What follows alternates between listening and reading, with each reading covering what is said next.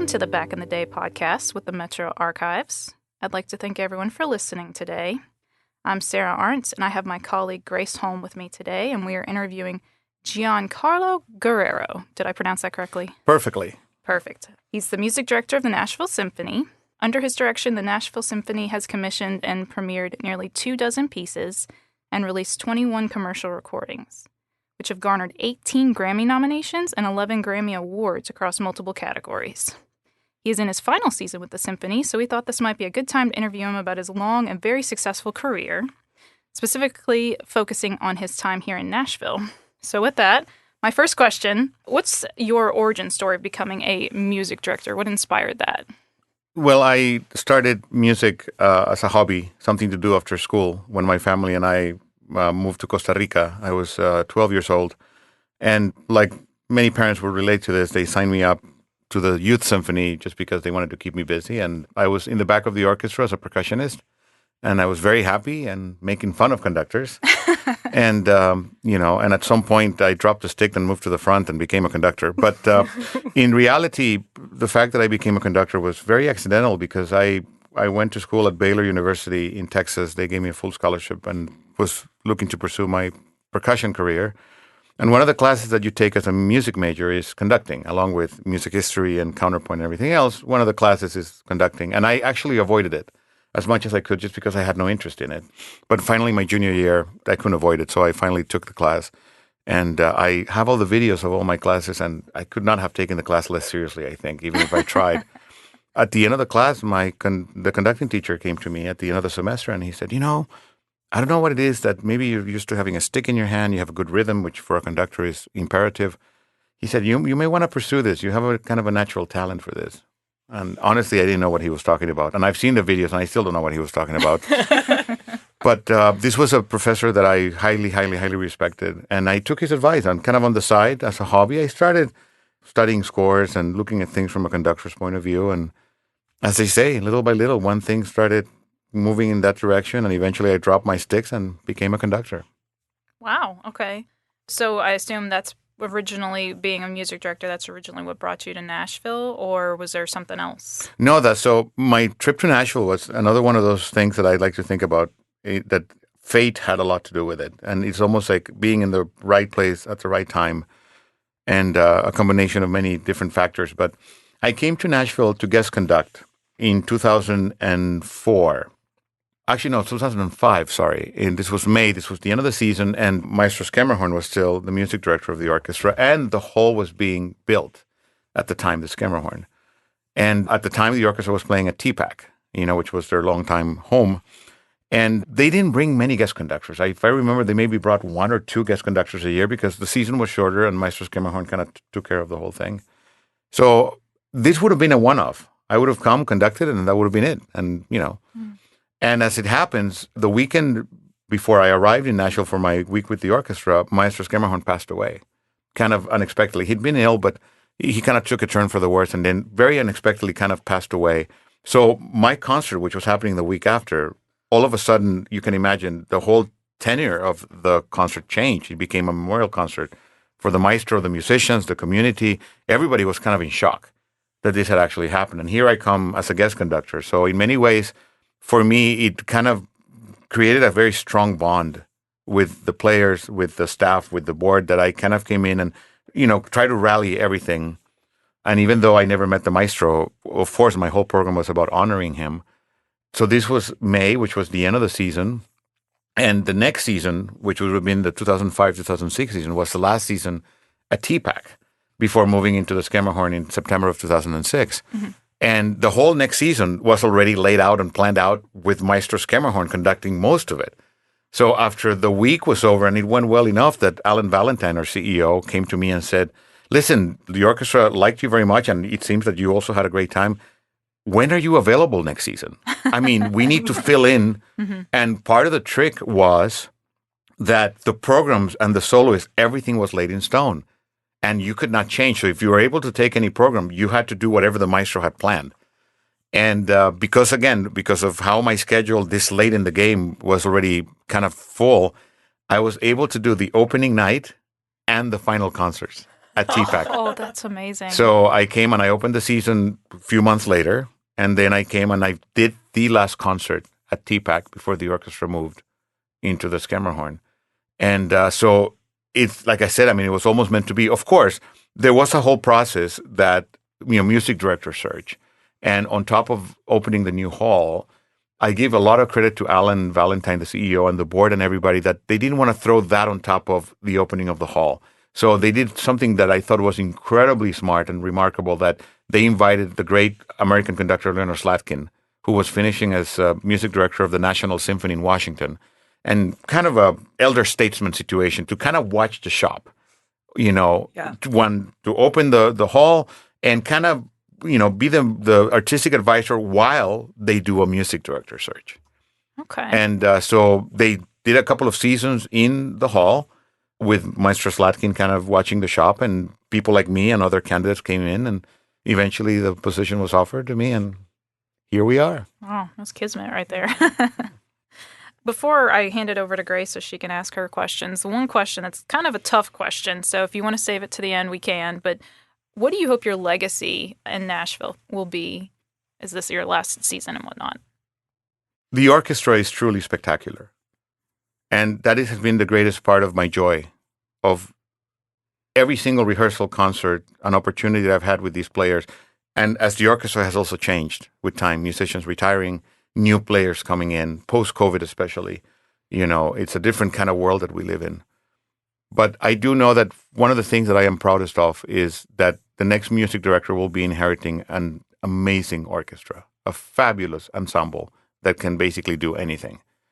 And for me, the ability to have been here while building this incredible Rolls-Royce, Ferrari, whatever you want to call it, because that's the best analogy when you conduct. You feel like you're driving this incredible machine, and they always surprise you. At the same time, I would like to think that all of our audiences that have followed us, through thick and thin, have kept with them unforgettable musical experiences. Every concert is its own universe, and I know I have some of my own favorites, but in the end, that is what we're here to provide. We're here to provide unforgettable, meaningful, moving, relevant music experiences. Very good. Grace? Yeah, absolutely. And actually, your answer spoke to one of the things. I watched an old interview you did with Jog Siegenthaler, who is another titan of Nashville history. Mm-hmm. And you said the players in this orchestra really are the jewel behind the institution, which I love. Well, you have to remember that when I wave the stick, it makes no sound. Yeah, that is true. Yeah. You need the players. And conducting is the only proof we have that telepathy exists. And when you show up to conduct an orchestra, like when I came to Nashville for the first time, they don't know me, I don't know them, but we're going to speak the language of music. And besides of what was going on with the whole drama with Maestro Schermerhorn's passing, we had to put a concert together. Absolutely. And honestly, that is what captivated me when I first arrived, that I got in front of these incredible players who, many of them were still very much in shock. And very quickly, I found out that there was an immediate chemistry with them, that you cannot manufacture that. Mm-hmm. You know how it is with human relationships. You show up, but for whatever reason, maybe it was because of the fact that was going on, they were more attentive than usual, but we hit it off from the first rehearsal. So all of the other stuff that you do as a music director, being part of the community and all that, that's all fantastic, but it has to start on stage. Mm-hmm. Exactly. The magic happens on stage. The chemistry that people can see when they attend a performance, that immediate connection that you see the players, like all of us acting as one. So absolutely. I mean, without the players, us conductors, we're nothing.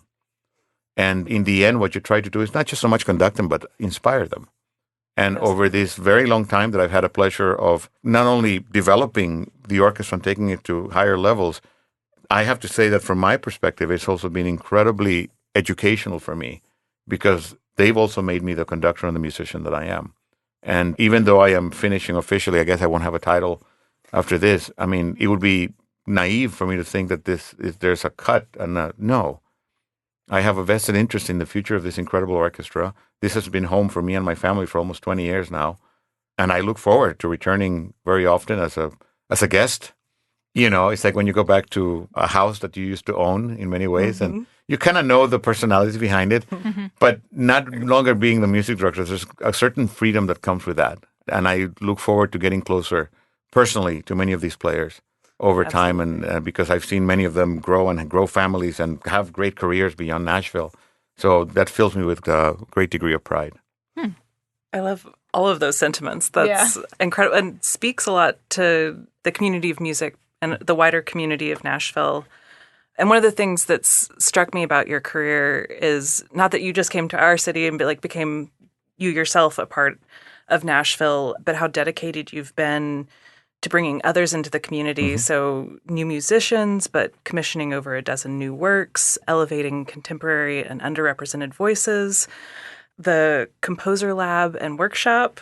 And you've already touched on it a little bit, but I'd love to hear a little bit more about why it's so important to you to bring in this wide variety of voices into our city community and the musical community. We were talking earlier about, that what we do as art form, classical music, it's all kind of based on tradition. We carry, the teacher of my teacher of my teacher of my teacher, you go all the way back to Bach or, Mozart. Absolutely. And of course, there's always but that's not how you used to do it. And how, but of course, the world has changed. We don't play Beethoven symphonies the way they were played 200 years ago. Thank God. The world is different. Absolutely. I mean, why should we keep getting stuck? No, we evolve. And there is something to be said with anything of high art, but especially just human behavior. Anything that tends to be new is not, as human beings, is hard on us. We like what's comfortable. We like what we know. So any new experiences always come with a little bit of hesitation. And why should it be different with music? The problem is that we tend to forget that Beethoven had world premieres. And we tend to forget that Mozart had world premieres. And if you ever saw the movie Amadeus, he died penniless.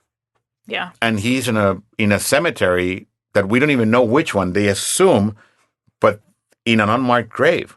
Huh. If you went to Vienna and you wanted to go pay your respects to Mozart, good luck. I think I tried that when I was We there don't years know. ago. I mean, there are, depending on which tour you take in Vienna, that they will sell you that they think it's right here and in this area. I mean, they don't know. We don't. He died penniless. Yeah. Absolutely. But what would have happened when he died if nobody picked up the mantle? His music would have disappeared. And this is a guy, again, that kind of burned every bridge because he was the greatest genius that ever lived, and he was kind of a pain in the neck. Don't you hate people that are like they're actual geniuses and they don't mind showing it off? We hate that person. So Mozart had that ability to really, he burned every bridge. He really did. But there was a recognition that what he did artistically and musically had to be preserved. So he took it came upon the musicians that came after him to rescue. And how do you do that? By playing the music. And let's face it, his music was far ahead of his time. You should read some of the reviews that back in the day, calling that stuff like crazy and idiotic. I mean, Beethoven, his violin concerto, when it premiered, it said that, this is the work of some amateur composer. Beethoven. Wow. Of course, in the prism of time, it's easy to say, oh, what a great genius. But you have to remember that this was played in front of live audiences 200 plus years ago. And audiences that, here comes this Beethoven guy pushing the envelope a lot, and audiences were not ready. So to answer your question, I wish I could take credit for inventing the wheel, but I'm not doing anything different than my predecessors have done for the last 250 years. And music, to become, I guess, standard, if you want to call it that, it has to be played. It has to become normal, and it has to go through a whole process of being played in front of many different audiences, not only in Nashville, in Moscow, in Berlin, in Istanbul, in Washington, in Japan, with different orchestras, different conductors, different musicians. And little by little, I guess it becomes what we call the war horses. Well, guess what? Composers are still writing music now. The Mozarts and Beethovens of tomorrow are happening right now. And many of them, like the previous ones, are pushing the envelope and making us go, what? And only time will tell which stuff will remain. And that's not up to me. It's not up to the orchestras. It's up to the audience. Yeah, Audiences are the ones that decide why they love Rachmaninoff. And if you ask them why it is, it's not, oh, it's a pretty melody. No, it's deeper than that. Music has a relevance. There's something in it that connects you with it, just like any painting or like when you read a book. When you read something the second time, it's even better. And to think that first impression, it's like, that's it. No, you grow. I'm not the same person I was yesterday, and I'm going to see things differently. So as much as I love to champion the war horses, and if all we do is that, we're going to become dinosaurs. It's true. That's the truth. We have to champion what's being written, which is a time capsule of our time. Composers writing music in this era, post-COVID, that when we study it 50 years and we hear it, we can make a connection. It's not in a vacuum. So this is part of the history. And as artist, myself, I see it that it is an absolute most important responsibility to give this gift to the future generations. That we not only took care of the past, but we were taking care of our future and our present by performing this music and giving these composers the voice. But as I said, I could play it a million times, and if it doesn't make any connection with the audience, there's nothing I can do. All I can do is perform it, put it in front of audiences, and then, as I say, history will decide. And that is very important. At the same time, promoting and premiering and recording and commissioning these works for Nashville. This is possible because of our audiences, our supporters, our donors. They make it possible. So they're a huge part of this. When we do our recordings, which are all live, our audience is there. And I love thinking 50 years from now, what was going on in Nashville that they were programming and playing all this music? And my grandmother was at those concerts. There's a historical connection. And somewhere there's a program signed by the composer.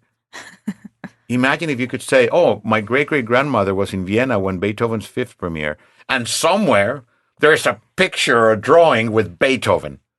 Wouldn't you want that? Yeah, definitely. So, absolutely. As I said, I wish I could say I reinvented the wheel. I'm doing what my predecessors have done for the last 300, 400 years, and I hope that my successors will continue doing that. It's a great answer. Yeah, I love that. And you have, and obviously I think we're biased, but you have such an archival perspective on music and tradition. I think a lot of what you said about music, we can identify within our own work. Contextual, yeah. Yeah, we're not reinventing wheels. We're just putting carrying the next stepping it into stone. the future, yeah. And you have to, as I said, this is a gift to the future. This is not ours. But those of us who are here, that oral history, of being here when the hall opened and before and my arrival here, well, let's hear from the people that actually were there and how this all came about. Yeah. And you have to keep a good record of it. I mean, history, nowadays, I think as the world has gotten smaller, there's a danger that now people can create their own histories. But no, you cannot. There is something that is very well established, and it doesn't matter how much you try to move it around. There are some things that are accepted fact, and they are because, we have enough proof of that. And music is the same way. I mean, these are men and women who were inspired in their own moments to write and compose repertoire that I think even in their wildest dream, they would never imagine that 300 years later, here we would be, exploring it and enjoying it and loving it. And we couldn't imagine our lives without it. It's true. That's very true. So you touched on that something inspired these things to be created. And I know in past interviews, you've kind of mentioned that you find your own inspiration sort of everywhere and in many things. I'm going to be a little city-centric here. How would you say your time in Nashville has influenced you? I mean, you and your family have been here for, as you said, quite some time. And I know you've spoken a lot about the musicians you work with. But if there's anything you want to add on to that. Well, I mean, it's one thing to be a music director of a symphony orchestra. It's another one to be the music director of a symphony orchestra in a city that proudly calls itself Music City.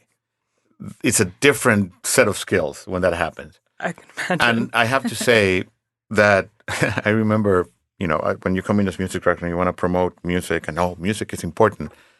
It's like, duh, this is Nashville. I mean, everybody, your neighbors, your friends, everybody somehow, directly or indirectly, are involved with music. And this is an audience, this is a city of people that cherishes music of every genre. I mean, really. I mean, that's when I first got here, just walk down Broadway. There's live music everywhere. Everywhere. I mean, try finding post-concert a quiet place to go have a nice quiet dinner. No, there's going to be live music. This is Nashville. And very early on, that was something that was incredibly exciting to me because I was a former drummer, I just love all types of music. You know, if you get into my car, it's going to be heavy metal or prog rock, or if my kids were little, Disney Channel. But I mean, I hear everything, you know, salsa, merengue, jazz. I mean, I'm just a very musically curious person.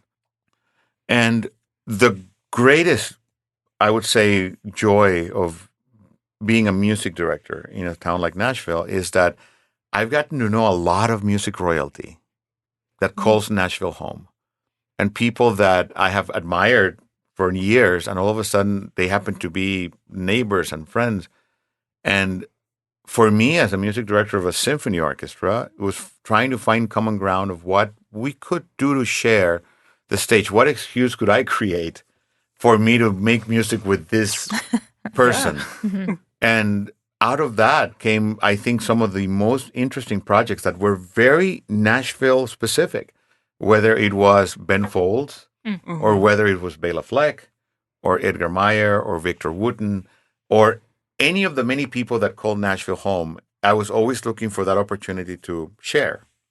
And that makes me very proud because we kind of were the lab testing these things out. Banjo? There's no banjo in classical music. Well, guess what? By now, Bela has 3 banjo concertos. I believe it, yeah. I mean, he's written 3 because after we did the first one, now every orchestra in the world wanted Bela to play a soloist.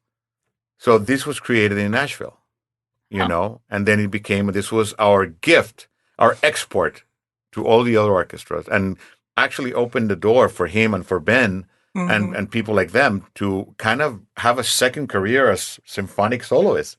Oh, and marvelous. I'm very proud of that. I mean, the most recent thing I did with Bela, we did during COVID. I can't remember. We were having dinner, and he told me that he's always wanted to do Rhapsody in Blue on the banjo. Huh. Why not? And, you know, I actually thought he was joking, but I said, okay. And I think I may have a little too much to drink. And I said, okay, if you do it, I'll conduct it. That is also a very Nashville story. It is. And he did it. So we opened our season with Rhapsody in Blue, rewritten for banjo. Where else can you do that but Nashville? Music. And we're not afraid to experiment. There is nothing written in the traditions that you can't do these things. And having that freedom, artistic freedom, it's a blessing to be in a city like Nashville that allows me, and also on top of that, the musicians, they go like, of course, it's Nashville. I mean, you can't imagine going maybe to a more traditional, you don't do that. We've never done that. No, I think, why not? Yeah. Have you seen that guy play? Yeah, I would like to see that. Push the envelope. And so, yeah, of the many things you look back, and it was experimenting. Whether it was going to be successful or not, we don't.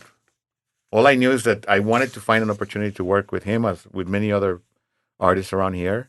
And that is particular to Nashville. And it's very unique. And I know that that's one of the things I'm going to miss the most about living here, running into my colleagues, you know, in different parts of the city, whether it's a restaurant or the mall or, you know, I'm going to miss that. Were there any musicians that you didn't work with you always wish you had? The list would be too long. And I can tell you there's pieces of the repertoire that I don't think I'll have enough years in my life to be able to do. I mean, there's the repertoire is really infinite when you think about it. And every season when I start planning, you know, the programming and what makes it into a season, when you think of, you know, 20 concerts, 3 pieces, I mean, it's very limited. So there's a lot of stuff that keeps falling off, you know, on the wayside. And I may have an idea now, and then I kind of forget about it. And then I go back 5 years and say, you know what, this is the time to do it. So a lot of it has to do with just the perfect timing. And you hope that all of the pieces fall into place, because there are many things that you have no control. Budgeting, scheduling, logistics. But when they all come together, it can be quite magical. I bet. Truly. And you've been with Nashville during so many tumultuous events. I mean, the flood, flood, yeah. COVID, passing of Maestro Schermerhorn. The bombing on Christmas Day a couple of years ago. A little bit of everything. Goodness. Yeah. COVID. Yeah. Oh, COVID was... Yeah. Well, you have to remember that the whole opened in 2006, and then we had the financial crash in 2008. Right. Just less than 2 years, Mm-hmm. which was devastating not only for the U.S. economy, but for the symphony itself, which a lot of the funding for the hall was done pre-2008 and with realities that we never thought would happen. And when that happened, it created a very difficult, put the orchestra in a very precarious financial situation just because all of the mathematical funding planning happened in a world that no longer existed. Mm-hmm. And then as we're trying to struggle out of that 2 years later, 2010, in May, Mm-hmm. we get the flood, which basically kicks us out of the hall. On top of the problems that we were having financially, that, of course, we had insurance, but that didn't cover everything. And the loss of revenue of being out of our hall for 7-8 months. Mm. So all of these things, in many ways, you have no control over. It's one thing if, you're having mismanaged. No, these were literally acts of God. Yeah. That we had to literally maneuver. But although things were dark for a while and it was very difficult, I thought it brought out the best, not only in the institution, but I think it also brought out the best in the community because people rallied around us. Yeah. Mm-hmm. I would not be here talking to you if the city, with their generosity, hadn't stepped up and helped us navigate this, which went on for several years. Mm-hmm. Just as I said, just the reality of looking back to that 2008 crash, that had repercussions for over a decade. Yeah. And we were not immune to that, of course. Mm-hmm. And then, of course, COVID. But on top of everything, even with all of these curves that we were thrown, I always think that the orchestra came out swinging home runs because this morning I had a rehearsal and they're sounding better than ever. Hmm. And I think in the end, the one thing that kept us focused was the music. In the end, that's all. That's what we know how to do, and that's what we were continuing to bring to Nashville in our beautiful, fantastic concert hall. Mm-hmm. And that, I think, is, looking back, shows you the resilience of not only the Nashville Symphony as an institution, but Nashville itself. Mm-hmm. You can always rely on music in the toughest of times, that's for sure. We're very lucky that, in happy or sad times, music provides comfort. Mm-hmm. And God knows that we've gone through our share of that and brings you closer together to your colleagues that you share the stage with. Mm-hmm. Definitely. Absolutely. Mm-hmm. That's beautiful and certainly very Nashville. Mm-hmm. Oh, yeah. It's hard to follow that up with any other questions. I did want to ask, and this is part personal curiosity, and it involves a little bit of detail for our listeners. So it's my understanding you started the season September 13th and 14th with a performance of Mahler's Symphony No. 5. Mm-hmm. And it was the same piece that closed your first season with the Nashville Symphony in 2010, I believe. And then for your kind of swan song with the symphony, you're performing his monumental Symphony No. 8, Symphony of 1,000 with the Nashville Symphony Chorus, and the Vanderbilt Youth Choirs. And so I just have a curiosity. You sort of marked your beginning and ending in Nashville with his work. And is there anything in particular about, his particular musical tradition that sort of speaks to that? Well, Gustav Mahler is one of my, I would say, favorite composers, but he has a very limited output. When you think of Mozart's 41 symphonies and Haydn's 104 and Beethoven's 9 symphonies, plus all the operas and chamber music, Mahler was his day job, he was a conductor during his lifetime. He lived from 1860 to 1911, died at age 50, very young. And he was an opera conductor. And on the side, he was a composer. But everybody knew him as the greatest conductor of his day, with huge, high standards. He even came to America, was music director in the Metropolitan Opera and the New York Philharmonic. He changed jobs like every 2 months because he was such a perfectionist and such a maestro in the mold of like the most demanding, screaming, that he only lasted usually. So, he had jobs literally like 50 jobs in his lifetime before they got rid of him. Oh, wow. I mean, he came to America to be at the Metropolitan Opera, and that lasted about 3 months before they fired him. And then he went, because he was unrelenting, he went to the New York Philharmonic next door. And that was his last job, by the way. Before he went back to Vienna, he was feeling ill, and he died at age 15 in Vienna. But because of the fact that he had a day job, we called him a summer composer. He only really composed in the summer when the opera houses were dark. So altogether, we have, depending on how you count, 10 and a half symphonies and 3 sets of songs. That's it. That's what we have. Mm-hmm. Compare that to Mozart's 41 and the operas and Beethoven. I mean, this guy, and yet, even with that very limited output, we think of him in the same venue as, Beethoven and Brahms and Stravinsky. So there's something very special about him, that what he wrote was very biographical. This was a man that was an expert at tragedy. He was the oldest of 14 siblings, 8 of whom died in infancy.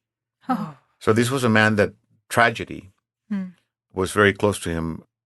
Both his roommates from the Vienna Conservatory committed suicide. There was something about Mahler. His youngest daughter at age 3 died of scarlet fever. Oh, man. His wife, Alma, who was in itself kind of her own piece of work in her own way, had become unfaithful to him. And so this man, all of these challenges, professionally and personally, he put them in his music. And I think that is the reason why his music is so widely accepted. He's the only composer that I can think of whose entire works, all 14 of them, are in the repertoire. Beethoven can say that. Mozart cannot say that. I mean, I don't know, but I don't know Mozart's 13th symphony. Nobody plays that. And there are pieces by Beethoven that nobody plays. Mm-hmm. But Mahler, all of it, are in the repertoire. So there's something that I feel there's a connection, relevance. And maybe because he was a conductor himself, when you look at a score, you look at it from not a composer's point of view, but from a conductor's point of view. Mm-hmm. And he was very specific about what he wanted. I mean, all his markings are, you can almost hear him screaming at the orchestra and putting it on the score. So there's no questions. I mean, his favorite word that he used in all his scores is nicht. Don't something that you can almost hear him screaming. Don't rush, don't drag, don't smile, don't. And on top of that is music that is so challenging to play that musicians adore the challenge. So this is a composer that I need to do at least a couple of symphonies every year. And I find it's also a wonderful way to showcase the virtuosity of an orchestra, because Mahler really puts the musicians through the ringers. I mean, it's very difficult music to play, individually and as an ensemble. And there's no better gauge when you hear something like this, which is a spectacle. He uses massive forces, the Symphony of 1,000. I mean, he was an opera conductor.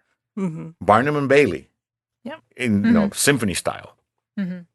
So as a conductor, I mean, it's the best seat in the house. So I program it, and I'm sure that over the next couple of decades, in whatever I have left in my career, I will continue championing it. And Nashville, I think, has been very fortunate that we have such a fantastic orchestra that we can tackle any of his symphonies very easily, and the choir as well. Very good. I love that. I feel like that touches on so much that we've sort of discussed, about the musicians you work with and their sort of importance and core with the symphony, and, the being surrounded by tragedy, but bringing music through to, create something that is overwhelming in a good way. But even, as I said, even music that was written 150 years ago is still very much relevant. I mean, we haven't changed much as human beings. Yeah, we may have our iPhones and all that, but the things that inspire us and the things that we fear, it hasn't changed much. No. And Really that's why I hasn't. think this music is still as relevant now as it was 200 years ago. Mm-hmm. Yeah. Truly. Same impact. Mm-hmm. So I do have a final question for you that is definitely more of a wrap-up question. But I did want to give you the opportunity, if anything has occurred to you, if you're sort of here with us talking about your history in Nashville, and it's like, actually, I would really like to say this to be a tiny part of my oral history in Nashville. Well, for me, it was the perfect time for me to take over this position. And honestly, I really was hoping that this would come my way. When I first came to Nashville to guest conduct the orchestra when Maestro Skemmerhorn passed away, I came back, as I said, the next season. And by that time, there was a hole in the ground in the hall. And I remember having a couple of hard hat tours with Alan Valentine. And he was telling me, oh, here's going to be this. And one of the things he says, like, and here's going to be the music director suite. And it was me and my wife and our two daughters who at the time were, 5 and 3. And so I'm going there, watching this and walking in the abstract, I guess. And of course, after working with the orchestra, that they were so good, I said, wow, I mean, this would be such a great project. And I did a job interview at the Hilton for another orchestra. They came to interview me.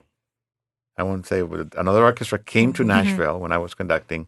They rented one of the conference rooms and were actually offering me this position. And all I can remember, I mean, at the time I had nothing sure with the Nashville Symphony. I mean, this was a position. It was actually a pretty good orchestra.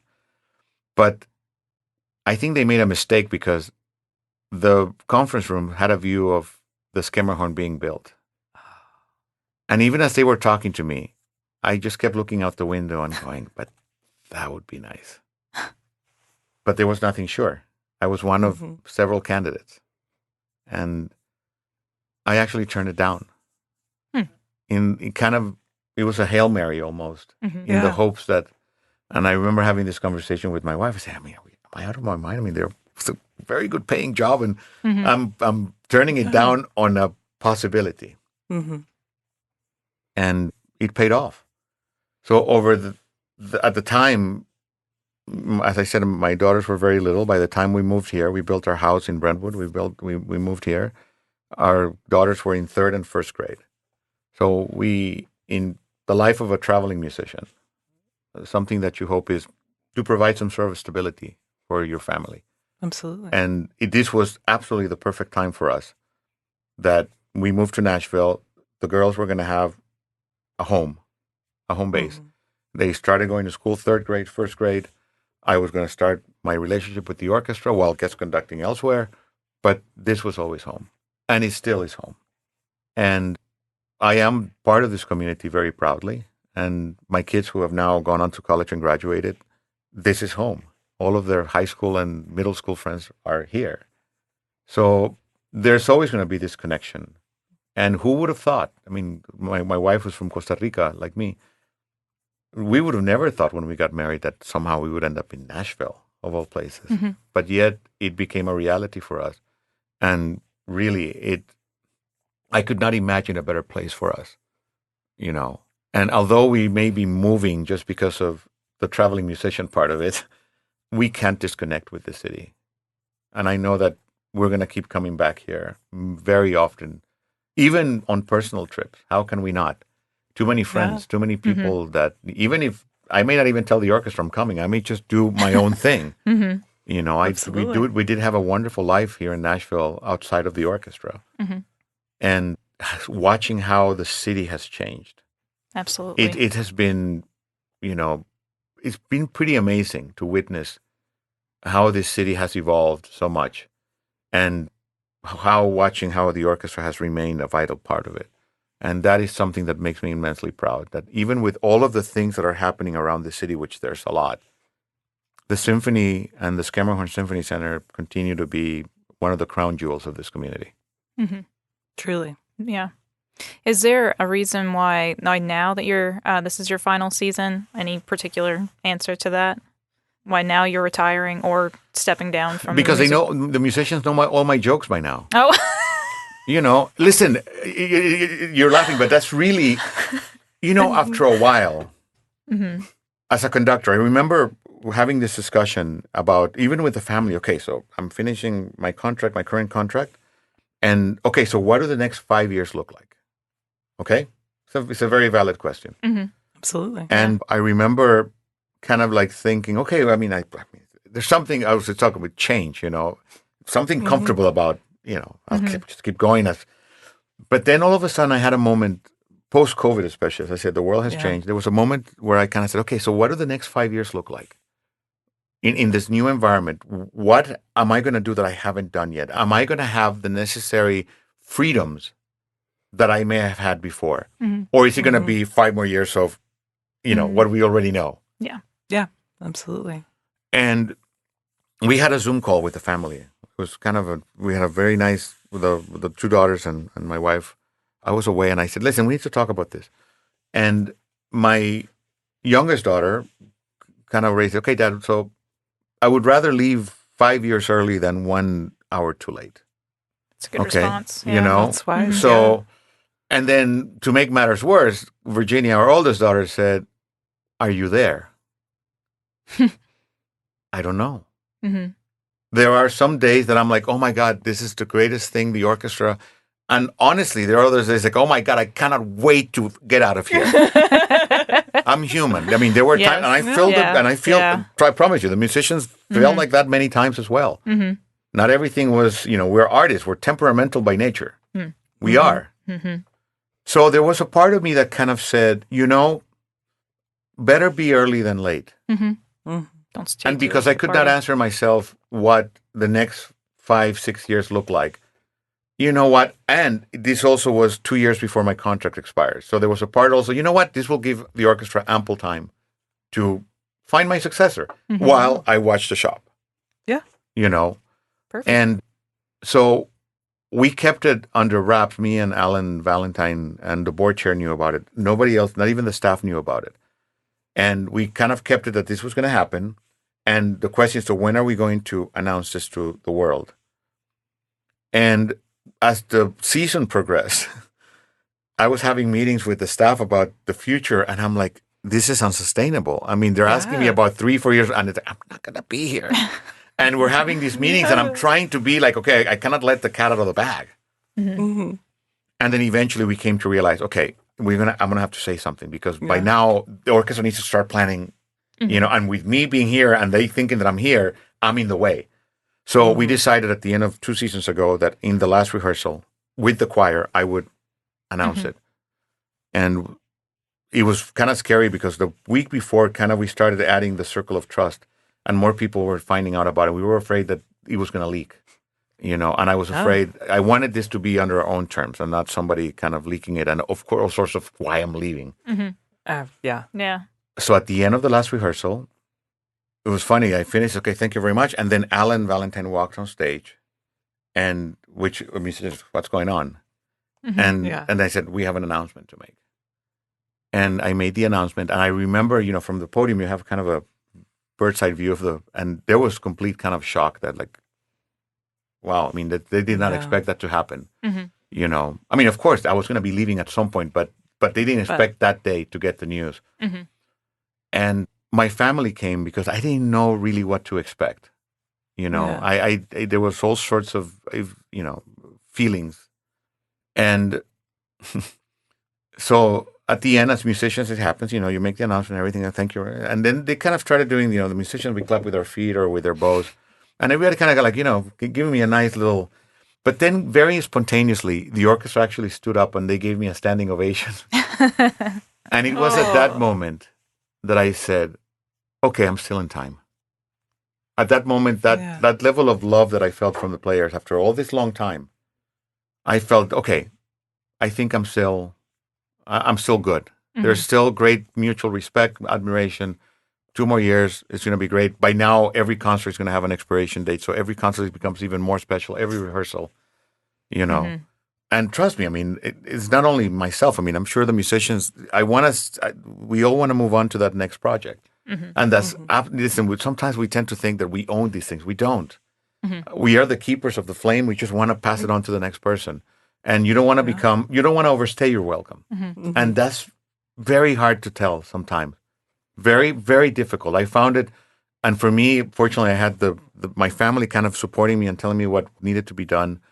And in many ways, almost by accident, it felt like the timing was right, mm-hmm. And my relationship with the players, I feel, has never been better than now.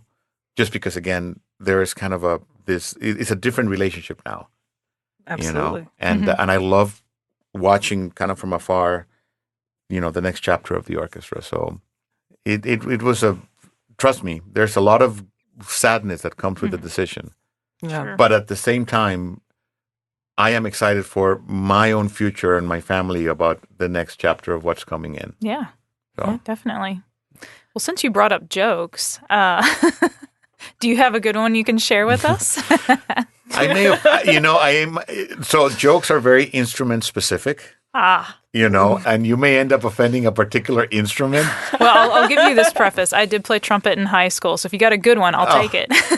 I can tell you more than jokes. We have anecdotes. It's live music, and anything can happen on live music. So I will have to tell you this. We have the fantastic organ at the Skemmerhorn Symphony Center. I mean, not only the great hall, the great orchestra, but we have the fabulous organ that we've used and recorded. But not many halls have that. So many halls, they bring an electric organ and they plug it in.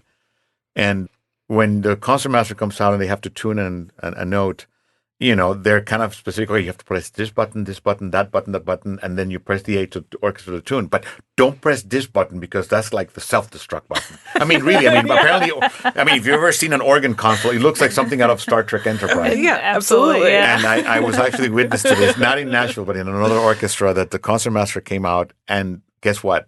She pressed the wrong button. And it was the button that actually, when she pressed it, the whole machine went dead. Oh. And she pressed something that apparently deprogrammed the whole organ. So somebody had to come out with their computer in the concert. And there was another time, speaking of organs, I guess I'm not offending as many because the organ is, they have a great sense of humor. But one time I was in a concert in Europe, and the Alpine Symphony of Richard Strauss, there's a moment where the orchestra kind of stops playing and only the organ is left. So here's the conductor, and the orchestra is playing gloriously, and then he gives this huge cue, complete silence. And you see the conductor kind of like, somebody please play or make something. And I could see the organ player kind of like freaking out and trying. What had happened apparently is that one of the trombone players like moved his chair and unplugged the thing. Oh, no. Live performance. And if you ask musicians, orchestra musicians, opera musicians, we live by these things. Mm-hmm. These are stories that have been carried. Opera particularly has a potential just because it involves, acting and singers and props. And I did a Tosca one time where Tosca kills Scarpia, the bad guy, and he's lying there on the floor. And this was during a performance I was conducting in the pit.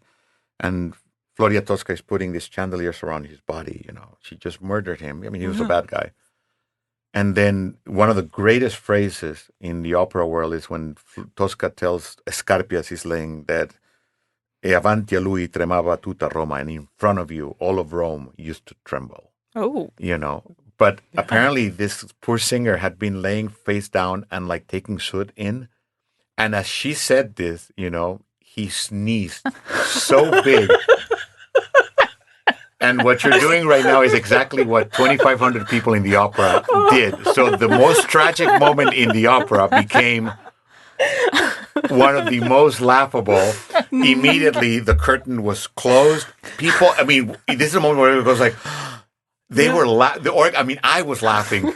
And here's the worst part. So it's like, so this kind of ruined, it was that one performance. And then we get to the third act. And they opened the curtain. We're moving on. It's a different setup. It's 10 years later. And everybody's still laughing. The poor guy, I'm sure, here's what happened. He must have been holding it forever. Yeah. And when it finally came out, it you can't do anything. An atomic bomb. Listen, that's what I tell people when they go to live performances. I always say, listen, if you want to hear the piece played the same way, that's why we have recordings. Yeah. Enjoy it. With a good bottle of wine, enjoy it. Yeah. But when I go to a live performance, I want the adventure. Yeah. Yeah. Mm-hmm. It's an adventure. You don't know how it's going to go. Mm-hmm. I don't know how it's... I have a rehearsal. I couldn't tell you what's going to happen tomorrow. Mm-hmm. I don't. And what dictates a great performance from another is not up to me. Mm-hmm. My wife and I, we go to concerts all the time. And yes, we're in the same building. We're not at the same concert. Absolutely. She's hearing it through her prism, Mm-hmm. and I'm hearing it through mine. She's a different person from me. And how many times we go to a concert and it's like, she's like, oh my God, this was the greatest thing I've ever, and I'm like, kill me now. And who's right and who's wrong? Nobody. Mm-hmm. This is just being honest. Yeah. Yeah, we're sitting next to each other. We've been married almost for 30 years, But yeah, we're not at the same concert. And to think otherwise would be to be very arrogant. I'm hearing it through my own echo chamber. Yeah. And that, I think, is what's so special. And that's why I think fortunately, there's no technology yet that can recreate that personal moment. Whether you go to a museum or you're reading a book or you're listening to a live performance at the Ryman or at the Schermerhorn or the opera, it is yours.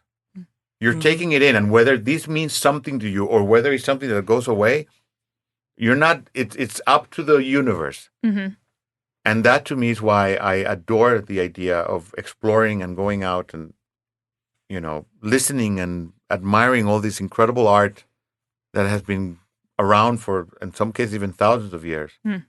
And you take an appreciation for it. And you're seeing it with your eyes in the year 2024. If you ask me again in 2026, I'll probably see it with different eyes. Yeah, definitely. That's important. Yeah, always. You have to. Well, I don't know if I can finish it any better than that, but any other questions, Grace? No. Thank you so much. This has just been incredible. Thank you. Yeah, I will kind of finish up with a little bit of a context to say that our boss, who's coincidentally also retiring, so by the time that we share this on our website, he'll be retired. But his connection with the Schermerhorn is his daughter got married there several years ago, so she's got a background in music. So she was apparently, Ken said she was thrilled that we were doing this interview. So it's a special place. It's a special place. Oh, truly. So beautiful inside, yeah. So that being said, it would be amazing if one day we could get the records of the symphony or something like that in the archives. Wishful thinking. Potentially, they might have their own archive. This is true, which I would love to explore. Truly. Yeah. You're listening to this Nashville Symphony archive. Yeah. Well, thank you all for listening. I hope you enjoyed it as much as we did. And yes, thank you again. Thank you.